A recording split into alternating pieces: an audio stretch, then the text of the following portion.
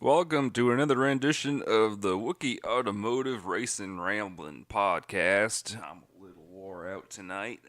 We're recording on this Sunday night, and I've pretty much been lounging all day long because, god dang, Darlington was hot. um, yeah, the fans got what they wanted. Darlington's been back at its traditional Labor Day weekend, Southern 500. Tough race.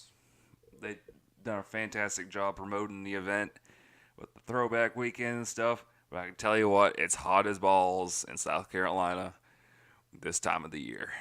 Um, yeah, it flirted close to 100 degrees all weekend long, and pretty much Darlington is just it's nothing but asphalt. It just you're sitting there baking on the asphalt all day long. You don't really got garages. You got kind of got carports, and it's hot. That's the best way to describe it. It's hot. Um, this weekend was kind of rough on the Xfinity side. Uh, Chad ended up driving probably the oldest car in the fleet, and really struggled to get a handle on it and all that, and thought he had something broke at the start. And Carl basically went through it with detail, but Timmy ended up finishing the race. Timmy debuted a new car for us. Um, fairly new Toyota.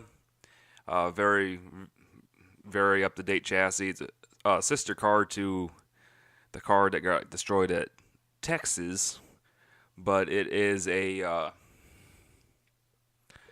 uh, composite instead of a steel body. Um, but anyways, his first race that car ran for us.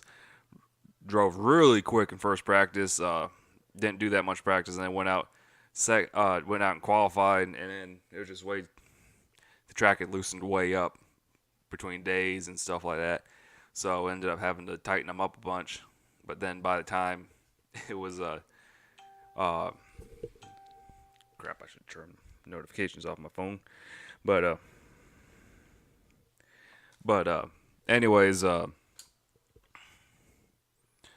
basically your fastest laps are going to be within the first two on the track. And so by the time he got it cooled off, went back out, it had really he picked up a little bit, but probably not as much as that he should have. So and unfortunately missed the second round. And then Carl was in all blue, the old 221 old Dodge. Um, pretty much the last intermediate Dodge we got in the fleet right now, because everything's either strictly road course or super speedway. Although we are running the super speedway Dodge again at a uh,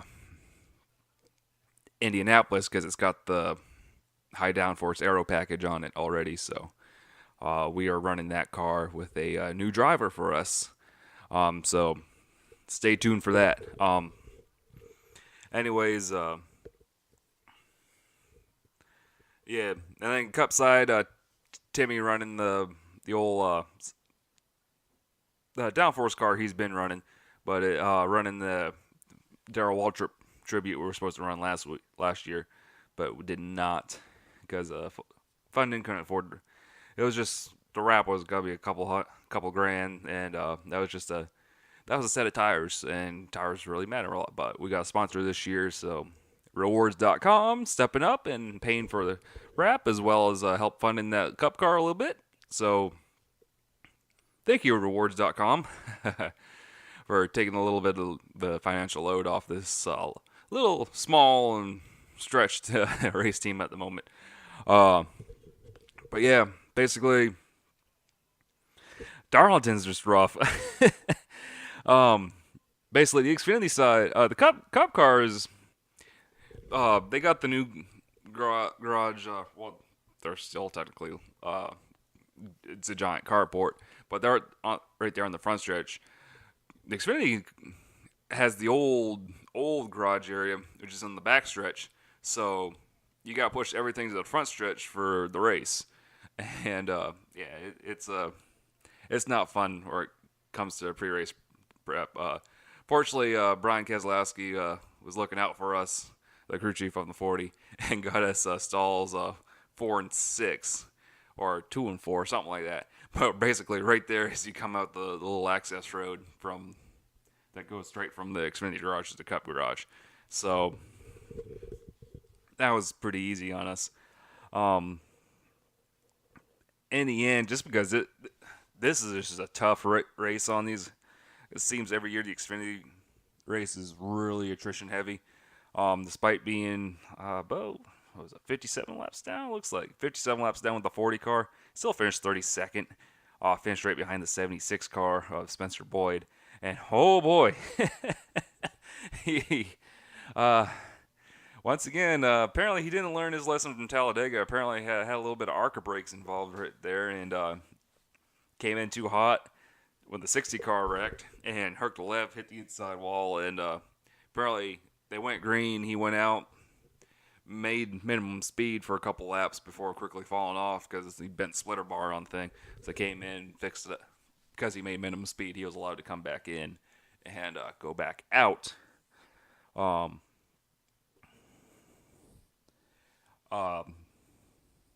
he finished right ahead of us. The second straight race, we finished behind that 76 car with the 40.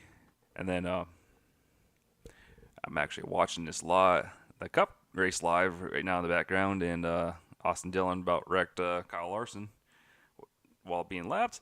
But anyways, the Xfinity race, a lot to talk about. We had basically we saw the rise of the Watermelon Boy, Ross Chastain. This has been a long time coming. He is very well known. Ross is he's always driven for decent but not top tier teams. He got his start obviously driving for Bobby Dodder in the Truck Series, ran pretty good. Then he did his year, drove part-time for Brad Keselowski, which I think up until now that was the best ride he had. But because of his funding was limited, couldn't run for the championship. Ran part-time, did really good. I think he got a pole at one point. And then he moved up to do Xfinity Series, which he's been in for quite a few years now, for Johnny Davis, driving the 4-car. And he's elevated that 4-car program to probably one of the top independent teams in the Xfinity Series. It's been a very, very fun team to watch over the past few years. Yeah, since 2015. So he's now in his 4th full season in the Xfinity Series. And right now he's been on track. He was going to probably point his way into the chase, the Xfinity chase. Well, announcement came about a couple weeks ago that he got a opportunity to go run for Chip Ganassi thanks to DC Solar, and for a 3-race deal. Looks like it was supposed to be an audition. Well, he came out all guns blazing, won the pole, was fast as practice, won the pole for the race, had the dominant car, and then unfortunately got involved. Kevin Harvick in the 98 car, Kyle tried muscling his way around him, and then hip checked him. Both of them ended up in the wall. Pretty much ended both of their days. And then Ross, kind of frustrated that he just had his golden opportunity probably taken away from him. Drove back across the track, spun out old Happy Harvick. Harvick was not happy, called him inexperienced and all that stuff, and basically said everyone was going to forget about him in a few years. Will we see that? I don't know, but Denny Hamlin said almost the same thing about Brad Keselowski. And, this is a battle between Dillon and Larson's really shaping up. This is actually pretty entertaining. But anyways, it's too early to tell on Ross, but this is by far his best opportunity. Chip Ganassi took to Twitter defending the kid, saying, it's great, looking forward to work with him more. The CEO of DC Solar is all hyped up and is pretty much can't wait to work with him more. So hopefully this leads to bigger and better things for Ross. It's been a while since we've kind of had a guy break from the middle tier up to, well, I think since Alex Bowman probably, but excel at get an opportunity at the Xfinity level. Been plugging away, doing his own thing at the B level, not cup tier, just below that. And they overachieve on that 4 car, that Johnny Davis bunch, for what they got. But basically, it's gonna be fun to watch. I think he's running Richmond coming up, and then and all that. But anyways, yeah, gonna be fun to watch Ross. Pretty much, this is an audition and for DC Solar and Ganassi, and basically the hot rumor right now is Jamie McMurray is out at the end of the year, which, man, he's been in that ride since 2010. But he's pretty much coasted on a Daytona 500 win, pretty much. And Larson's been running circles around him the last couple of years. So, yeah, something has to change. He's had a 15-year career. Is he the next Casey Kane or what's that? Don't really know, but I don't. It's looking like that McMurray is not going to be back. Now, does that ride go to Ross Chastain or John Hunter Nemechek? I think Chastain is probably looking like the better bet at the moment, especially if DC Solar is all hyped up on trying to get him more races and all that. But anyways, it's going to be real fun to watch. See what happens. The future is very, very bright for Ross Chastain right now. And it's gonna be really exciting to see where he goes from here. Anyways, the race, who won the race? Brad Keselowski was the number 3 guy all day, and after those 2 guys wrecked, he was unstoppable. Although Cole Custer did a hell of a job trying to chase him down at the end, but didn't really have anything for him. And how about old Tyler Reddick finally seeming getting that bad luck monkey off his back, coming back to finish third, qualified third, finished third. Just a fantastic run for that bunch. And also brought back an old sponsor to the sport, Old Milwaukee Beer, coming aboard and doing a Tim Richmond tribute on his car. And just the fact that they actually got the old sponsor to come back into the sport. It's just fantastic. And I think Old Milwaukee's a Miller brand. But, yeah, that was just real cool to see. And then the 38 car had flat tire in qualifying. They ended, or 23, Chase Elliott. He ended up having to come back from 38th starting position. The 19 car, he had a eventful weekend. Basically, they got busted hard in tech. Would not pass. Absolutely would not pass.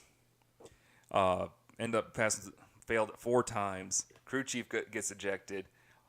Basically, and this is the first scenario we've had, because they laid this out clear back in April or March, this process to keep the teams from failing constantly, because that was a little bit of a problem the last year, and then at the start of this year got real bad.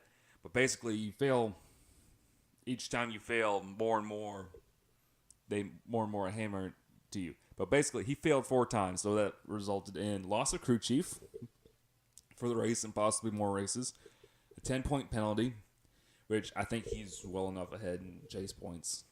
He's good. Has to start at the back of the pack.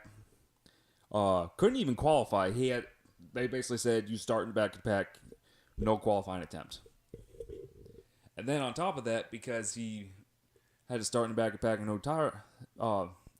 no qualifying attempt, because Darlington's such a rough track, he had to make a pass-through penalty on the start of the race, so immediately lapped down at the start of the race.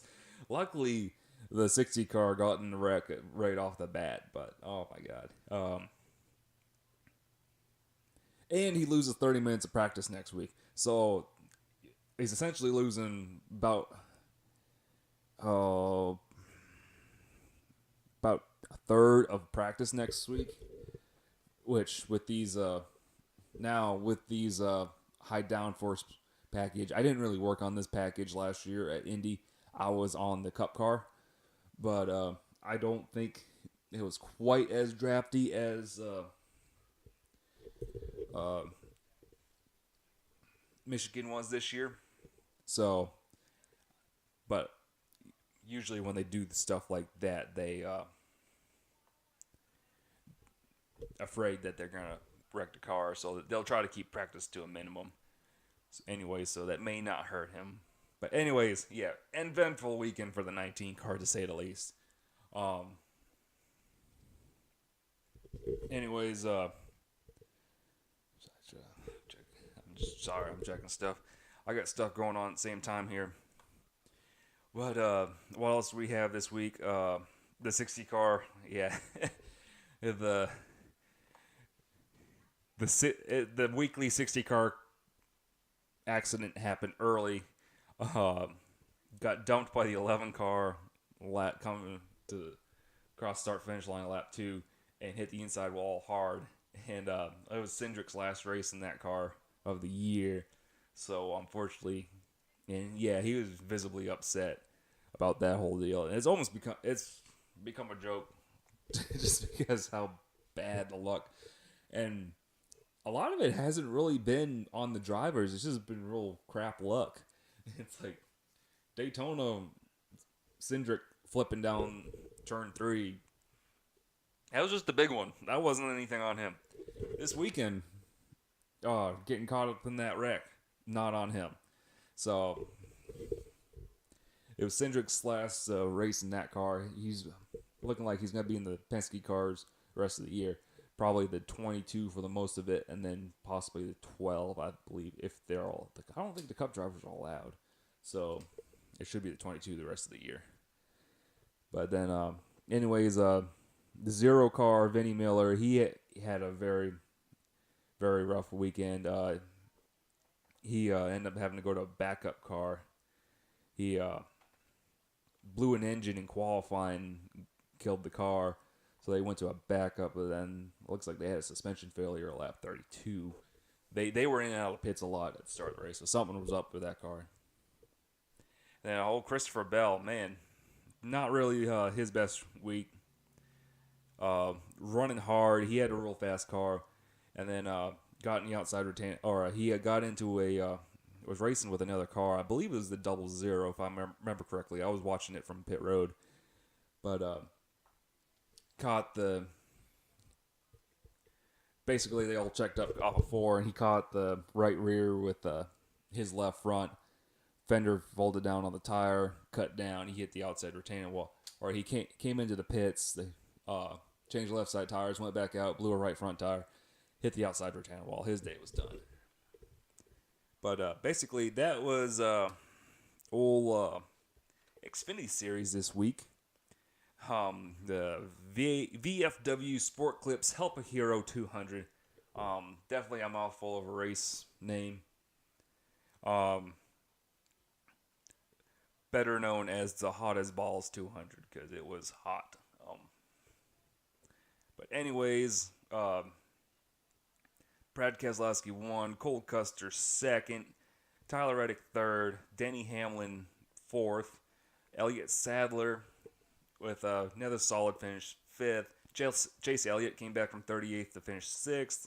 Justin Allgaier 7th. Matt Tifft 8th. Ty Dillon 9th.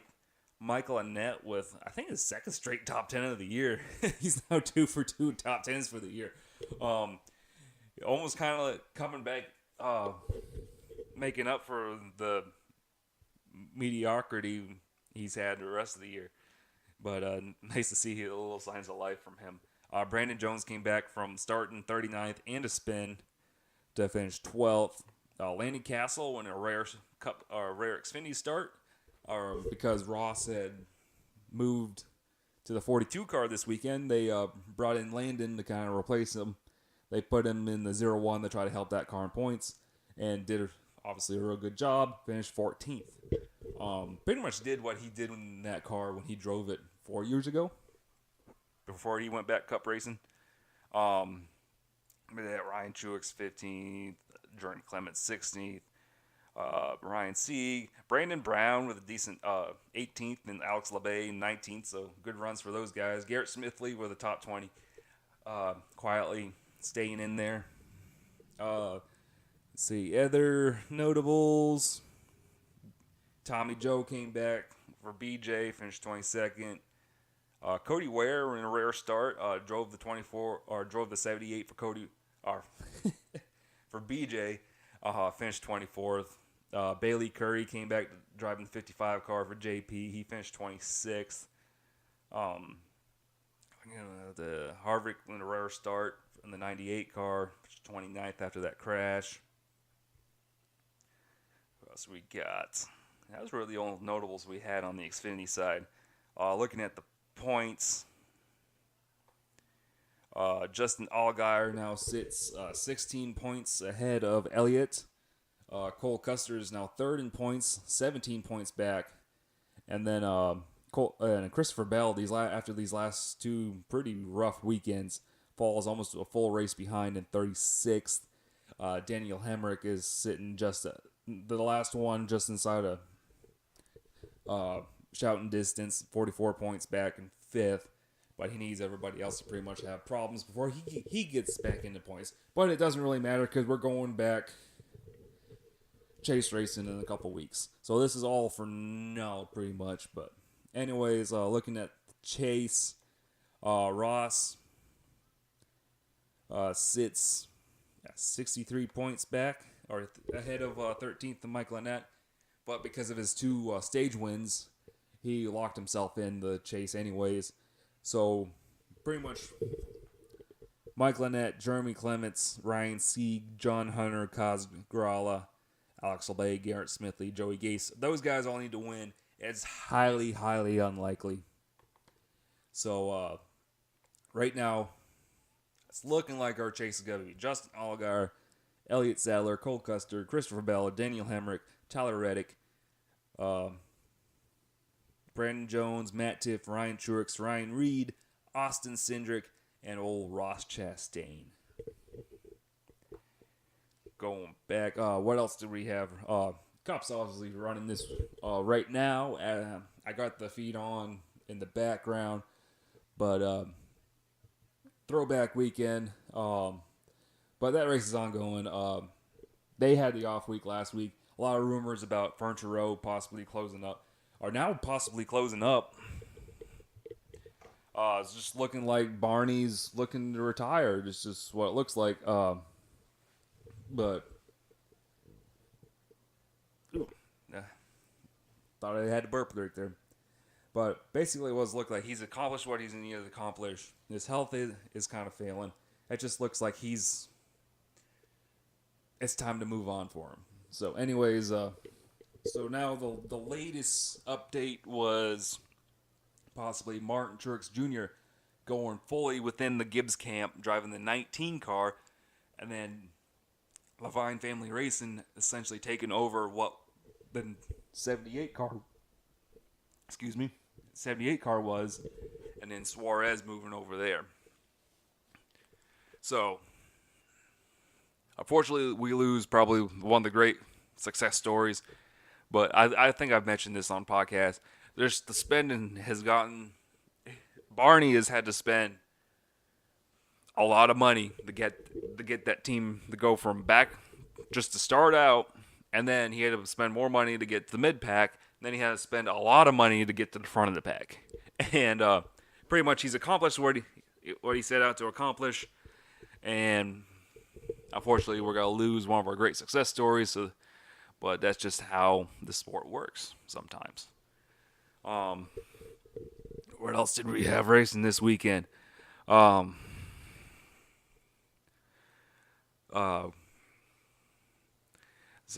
get in some development stuff. Modifieds was in Oswego. Running the old, it used to be called the Budweiser Classic 150. Now called the Toyota Mod Classic 150. Matt Hirschman won his first race in 10 years. So good for him. Hasn't won a race since 2008. So, and he's been running part-time for the past 3 years. So, good little someone's kind of dethroned Justin Bosignor a little bit. But anyways, that was cool to see someone with a really long, kind of old fixture of the series coming back and finally getting another win. Hirschman won from the pole, dominated. Justin Bosignor finished second. Doug Kobe third. Woody Pitcat fourth. Eric Goodall in fifth. Looking at the points, Bosignor is just absolutely running away with it. 73 points ahead of Chase Dallin. That's at least with 25 car fields. That's like a 3-race deficit right there. Bosignor's pretty much got it. I think he might have even clinched it, but and then Timmy Solomito's 102 points back in third. Doug Kobe fourth. Craig Lutz fifth. Looking at other development series, IndyCar was over in Portland for their first Portland Grand Prix of Portland in 10 years, and the undercard was finishing out their season, the Indy Lights program, with a doubleheader. Patricio Award, or Pato Award, I think is what he goes by. He won, or he locked up the championship yesterday for Andretti. Won again today. Pato ended up being 44 points ahead of probably another top prospect in the other top prospect in the IndyCar series, Colton Herta, which looking like he may be in some form. The Andretti, if he's not in the Andretti camp, his dad is working real hard to get him in some sort of ride next year. Santiago Urrutia finished third in points. Ryan Norman fourth. Victor Franzoni fifth. Aaron Tellett sixth. Dalton Kellett seventh. And that looks like what we had for full-time drivers, because it goes from 299 points to Dalton Kellett to 8th place Shelby Blackstock, 42 points.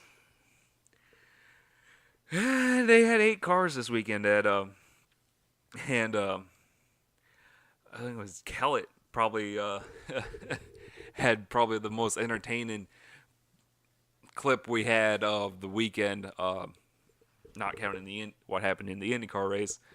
But basically, race 2, they had the start. They all fanned out 6 wide, and then they didn't make the tight chicane at Portland. And then Kellett decided to barge through the signs and rip the nose of the car. The car lifted up in the air. It was just one of those, what is that kid doing? But that was just that was a good laugh to start the morning. IndyCar, top card over at Portland, and we'll get to Portland itself in a second. I'm just gonna, after I run down, because we got a lot of track news this week. But basically, very, very entertaining race up in Portland.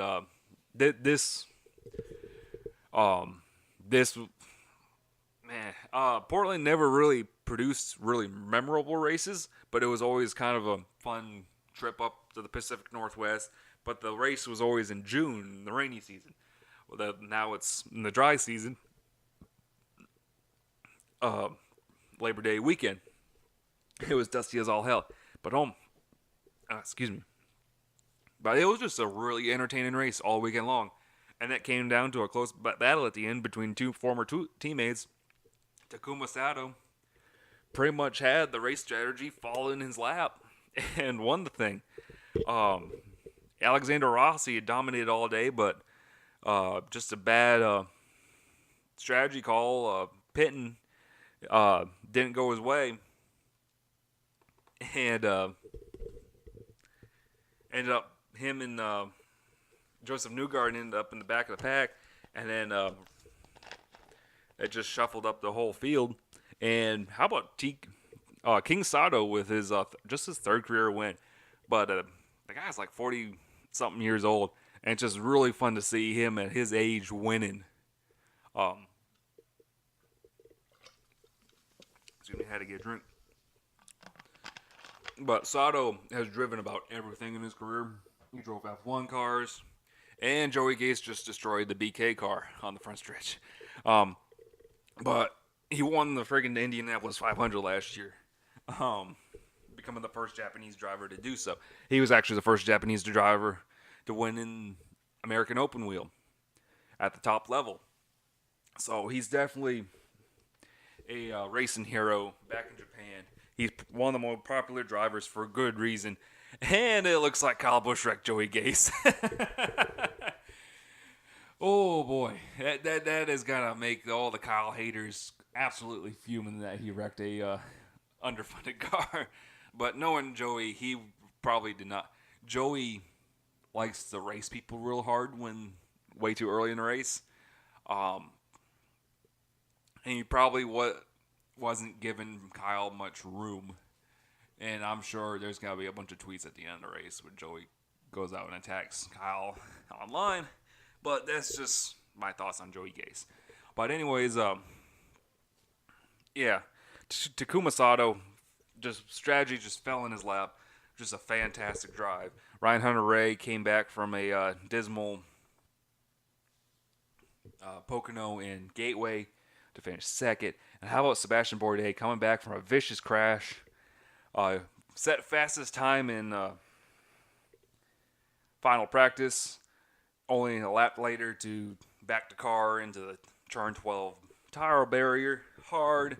They fixed the car, went out, qualified fourth, and just had a real quiet day. Nice day, finished third. Spencer Pigot finished fourth, and Scott Dixon. If anyone's got a Jimmy Johnson-sized golden horseshoe stuck in their unmentionable area, is this guy. Massive wreck on the start of the race. Kind of stopped, couldn't see, dust everywhere, and dust settled. Kept the car running, put it in reverse, drove away. Didn't even have to change the wing. That was just.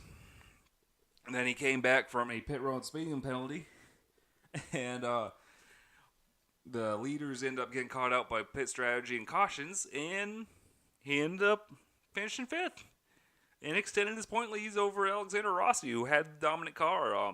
That was just wow. Congratulations, Scott Dixon. He all but locked up the championship. He pretty much has to crash out or have a failure to lose it at this point. But oh my god. It's just, yeah, it's just that was his is his championship to lose. It's just fun to watch a guy just when guys are at their peak and just win and just everything goes their way, and it went his way today, and it was just fun to watch. How about Charlie Kimball for Carlin finished 7th. Pietro Fittipaldi in his abbreviated rookie season finished quietly 19th. So 2 top 10s for Dale Coyne Racing. And then actually running the third car the last 2 races with the controversial Santino Ferrucci and the 39 car. But he had a pretty solid. He ran top 10 most of the day too. All 3 coin cars were pretty fast, and then they had some sort of failure at the end for Ferrucci. The other big news of the races ahead. Once again, the start of the race at Portland led to a big crash, and it wasn't even the freaking chicane. They made it through the chicane fairly decent. Guys had to drive abort and drive through it.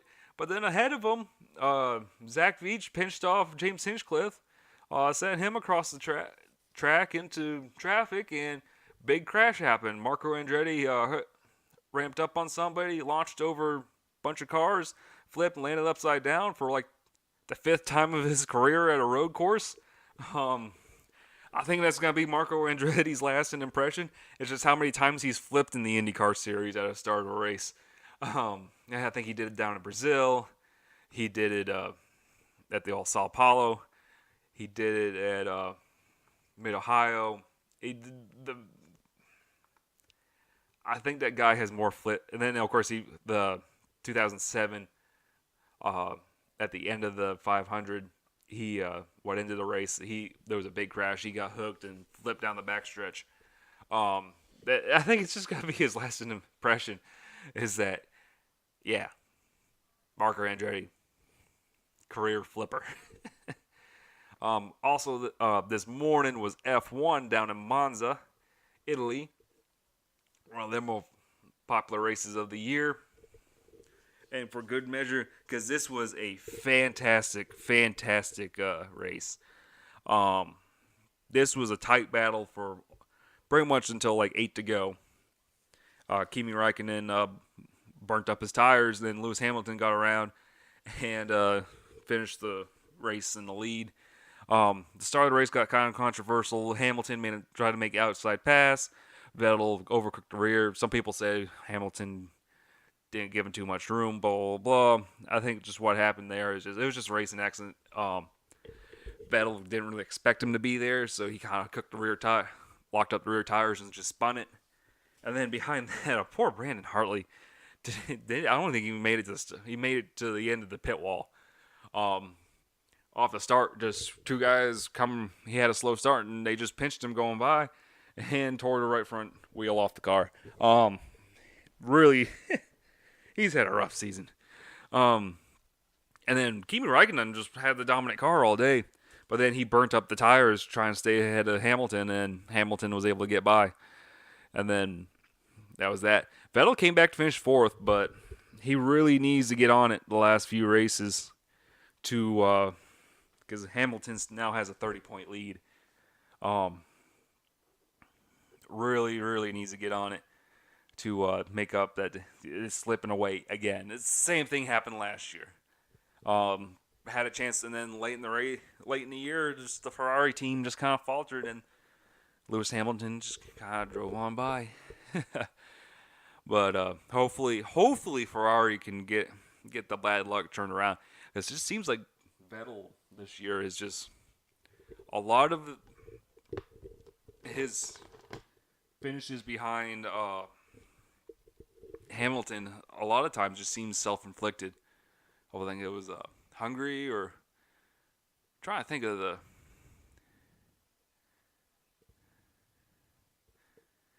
Oh yeah, Kyle Busch for the damage. Pushed into that right front fender pretty good. Yeah, and those cup cars, there's not a lot of fender bracing, so that's all fiberglass and Kevlar. So if you puncture that and make it weak, there's nothing to hold it. So good chance he might have a tire rub. So anyways, but yeah, F1's just been real fun to watch this year, which is rare to say in F1. But anyways, let's talk tracks. Oh boy, we had a lot of track news to talk about this week. Old tracks want to come back. New markets looking to get explored. And track presidents freaking out on Twitter. Basically, let's go down the list real quick. Rockingham Speedway, once again, looks like they got a group of new investors buying it, but this is the one I see is the least likely happening of ever coming back. Just because the market the track's in and the state it's in, and the interest in it to develop the area. So it's a real estate group that's looking to buy it. I don't ever see racing coming back. That's just me. The other big news is the Fairgrounds track in Nashville may get a huge benefactor in Speedway Motorsports Incorporated. Marcus Smith sat down with the city mayor and the people who have been promoting the track in recent years, and basically the goal 2020-2021 is to bring NASCAR back. So that's a track that needs a lot of work though. They don't got safer barriers. They don't got a lot of modern amenities. It's a very old school track. Definitely needs help with seating and all that, and hauler parking and all that, and pit road. But just the fact that, holy crap, we got Speedman.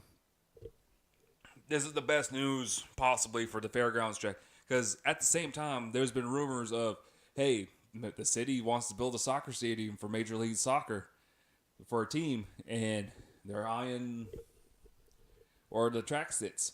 If Marcus Smith and Speedway Motorsports come in and dump a lot of money into the racetrack and bring NASCAR back, it's a new. That is better than turning it into a soccer stadium. That's an outcome I would rather have than soccer stadium. The track's so historic. It's brought us the Sterling Marlin, the Hamiltons, especially Senior, Casey Atwood, just Willie Allen. Just a lot of real fantastic racers from the Nashville, the Waltrips. A lot of real good racers from the central Tennessee area cut their teeth at Nashville. So it's just fantastic to see the possible new lease on life. Other talks. We got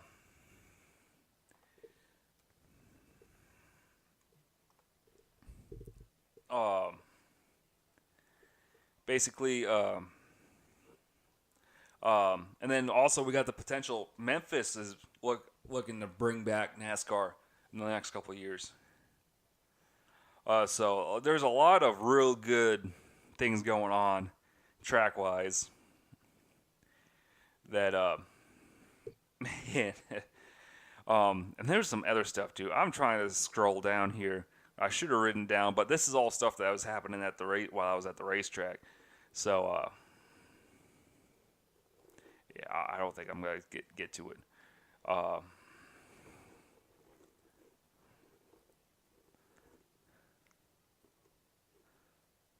Excuse me while I type something in. So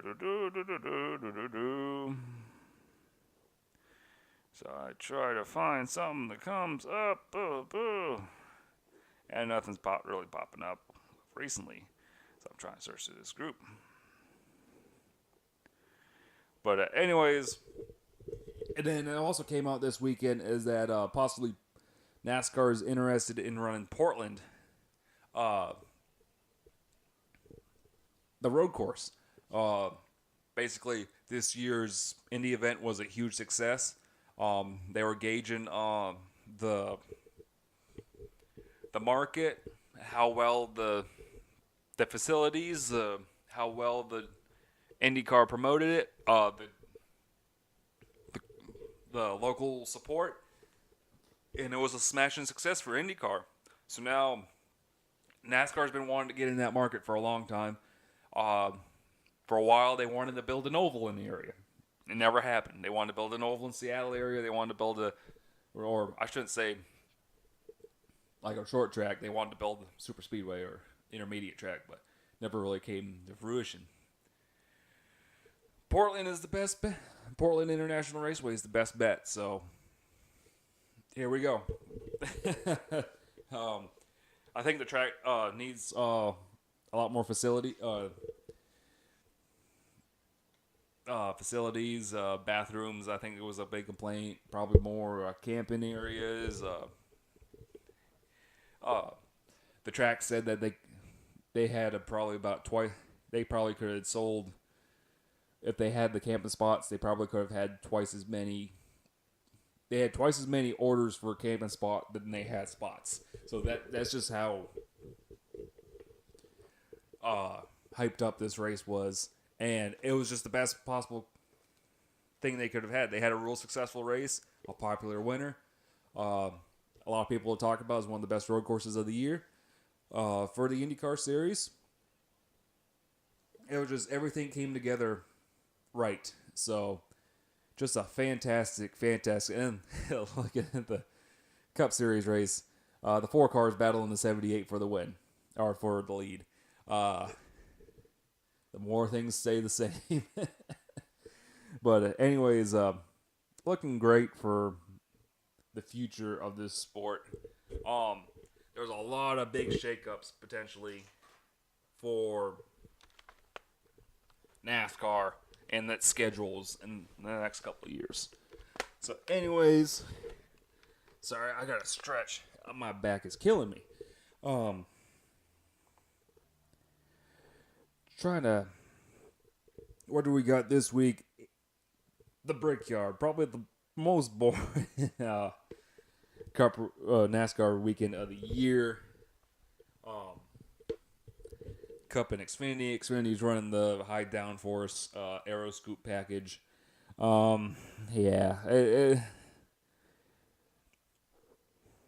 Expect next year Cup will be running the same package, but I don't think that's the fix because the track's too narrow for really good oval racing for stock cars.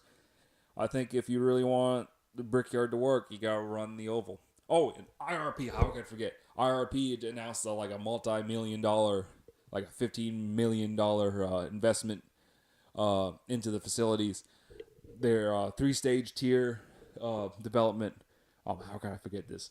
But basically, modernizing the drag strip and all its facilities because U.S. National is probably one of the biggest drag racing events of the year. And then modernizing the oval with the intentions to bring NASCAR back. They want NASCAR back there. And they see an opportunity. I don't know if Cup will go over there, but hey, here's crossing fingers. Because it would be a lot better show than the big track. And then the Cup, Xfinity and trucks would be a great show. And then rebuilding the old road course. Because if you don't know, there's an old road course that runs around there. So, dumping a lot of money into, it's just looking real good for old historic tracks. It's just looking real good. Real good, exciting times to be a race fan. And, worst kept secret, it was leaked out in the IndyCar broadcast today, but Circuit of the Americas up for IndyCar date, replacing Phoenix. I know there was a lot of the old IndyCar guard not liking it. They'd rather dates go to Miami or Richmond or Chicago, which I admit would be fantastic shows, but they're I think this Circuit of the Americas is like the most modern, the newest, heavily invested circuit we got in the States. It was built for Formula One, and they dumped a lot of money in it, and they need all the major events they can get. So bringing in IndyCar gives them another big event. They got a big sports car event there, I think still, and then they got F1. So this is just another rung in their ladder. Next is NASCAR. And then, speaking of Circuit of the Americas, they announced the F1 schedule for 2019, and once again they scheduled the Grand Prix of the United States Grand Prix on the same day as the Texas Fall Race. And Eddie Gossage melted down on Twitter. But here's the thing. Eddie, if your track is producing good racing and is producing a product that the fans are willing to come out see, you don't got to worry about Formula One. Formula One is a whole different crowd. There's very little cross-pollination. But he is the head of a track that's got a lot of criticism, including from me, that it's a cookie cutter track. The racing hasn't been that good. And he dumped a lot of money into it, trying to reconfigure it to make it stupidly treacherous. And this is a track that's been considered on the chopping block. And the fact that within 200 miles, like 192 miles, there's a state-of-the-art road course, and that scares Eddie Gossage. Yeah, that's really all I got to say about that. Coming up this week, trying to wrap this down a little bit. Cup and Xfinity at IndyCar or at Indianapolis Motor Speedway, and trucks are off. The Pinty Series comes back at the Autodrome St. Eustache, which I believe is a half mile. It's not a half mile, a third mile. I could be totally wrong. All right, K&N's off. 2 weeks the West Series races on dirt for the first time. Kind of curious to see what kind of cluster F that's going to be. East Series is off for 2 more weeks. They got their great big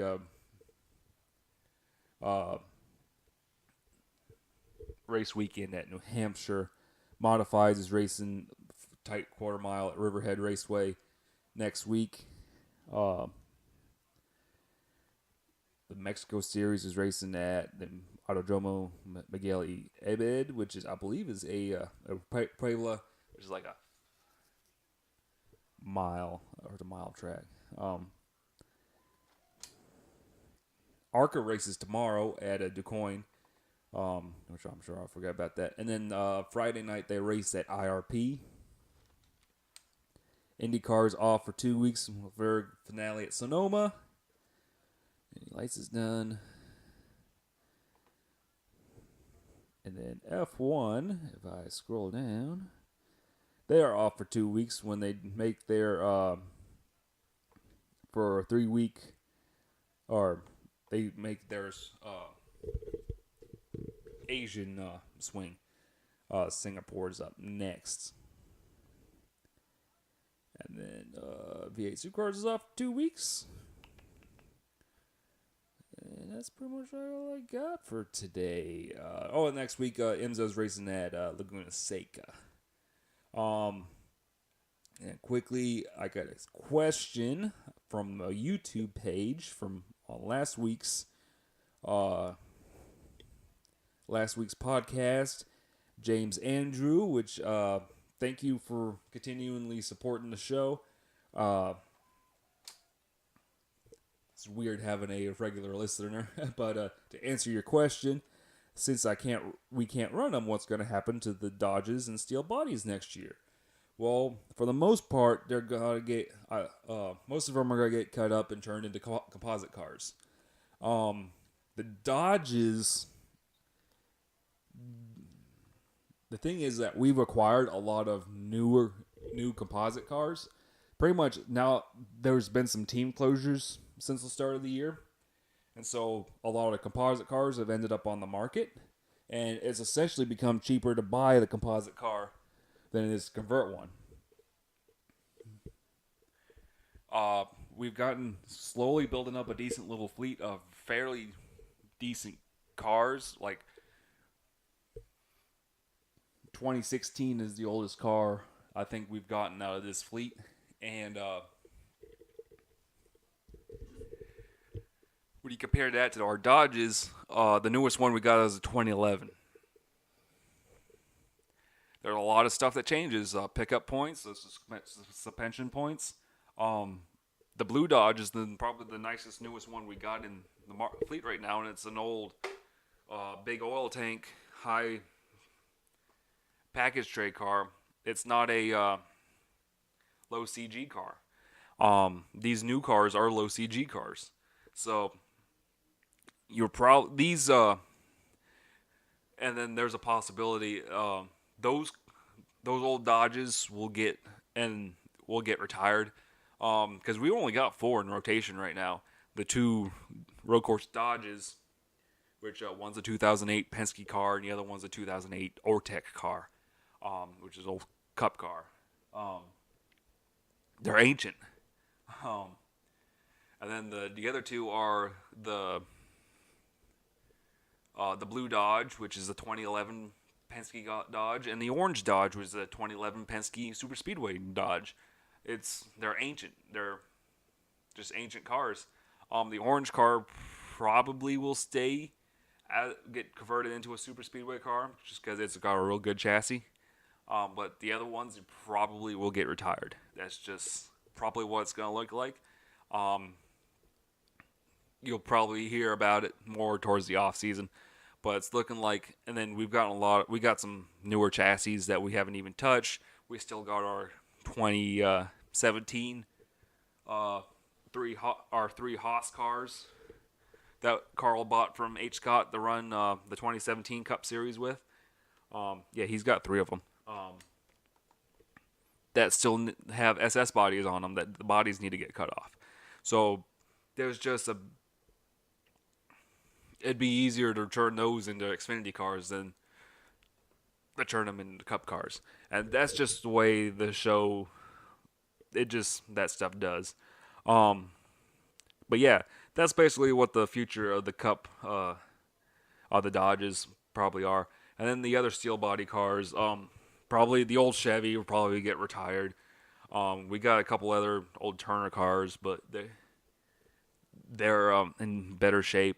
They might get converted slowly.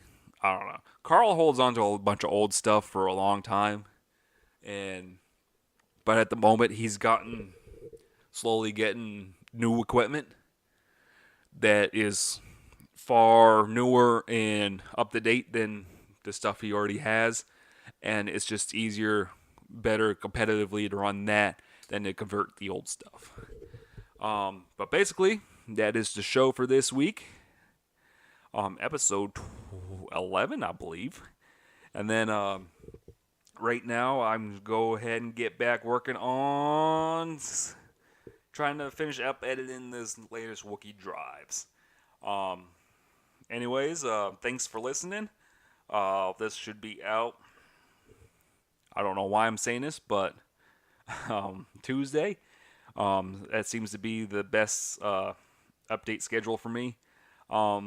Next week's I'm going to try to get out a little earlier. Probably either at least Monday, because I got Las Vegas trip going up and I got to be on the road by lunchtime on Tuesday. And then the show will probably take a week off because I am driving truck out to Las Vegas and back, and I won't be back till Monday night. But the Richmond show should be on schedule like normal. Anyways, thanks for listening to another episode of the Wookie Automotive Racin Ramblin podcast, and I rambled on for far too long already. Thank you for listening. Nissan shapes the hard bodies. Nissan King cabs are built bigger. Nissan King cabs are built smarter.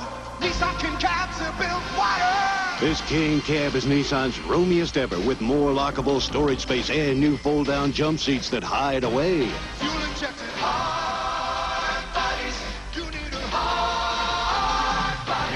Hurry, get 6.7 factory-sponsored truck financing on any new Nissan truck.